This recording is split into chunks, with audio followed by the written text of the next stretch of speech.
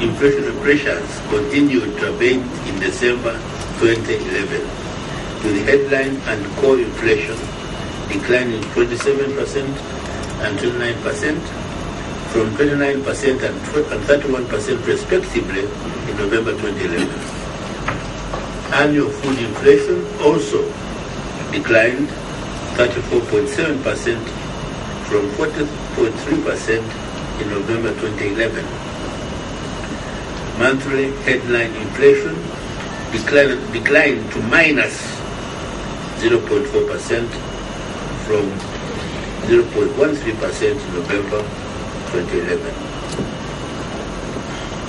Monthly headline and core inflation over the last 3 months averaged 0.5% and 0.8% respectively, indicating lower annualized inflation going forward.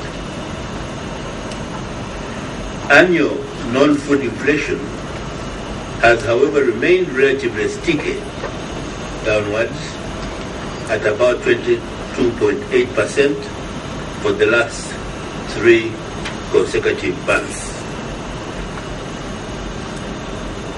There are very clear signs that inflation has peaked, and I now fully expect inflation to continue declining in most of 2012. But of course, prices for goods and services are sticky, and therefore the decline in inflation is expected to be gradual, especially for non-food commodities. The continuous decline in food inflation since October 2011 is an indication that the impact of supply-side shocks to food prices is abating. The stickiness of non-food inflation, on the other hand, is a combination of lagged impact of exchange rate depreciation on prices of imported goods and the temporal impact of seasonal factors from the elasticity of demand for non-food items during the festive season. Global inflation is also falling.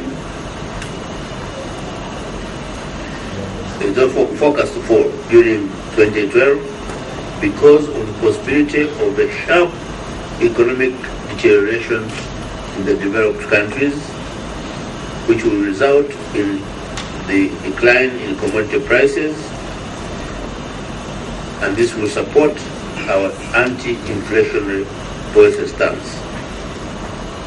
Nevertheless, the weak balance of payments and the associated exchange rate depreciation pressures remains a major upside risk to inflation. Furthermore, the continued turbulence and vulnerability of global financial markets would also lead to depreciation pressures as offshore investors in government securities exit the market. Therefore, although inflation has reduced, the challenge of bringing down inflation to an acceptable level on a sustainable basis remains significant. The peaking of inflation and the recent strengthening of the shilling shows that monetary policy is quite effective, and that the Bank of Uganda must maintain a tight stance in order to bring down inflation and stabilize it around the medium-term target of 5%. As expected, this stance has resulted in an increase in the lending rates of banks from a weighted average of 21.7% in July 2011 to 25% in November 2011.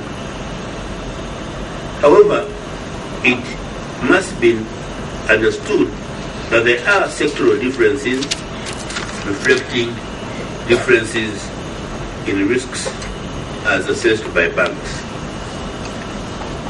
Also, lending rates on personal loans increased from 21.7% in July 2011 to 25.7% in November 2011, contrary to what has been reported that personal loans are above 30%.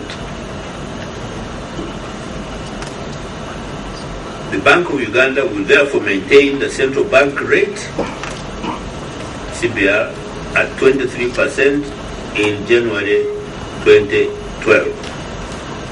However, due to the sharp decline in the monetary aggregates and the weakening of economic activity, as reflected in 2011-2012 Q1 GDP growth rate, and the sharp decline in the index of manufacturing output, the band on the CBR will be reduced by 1 percentage point to plus or minus 3 percentage points.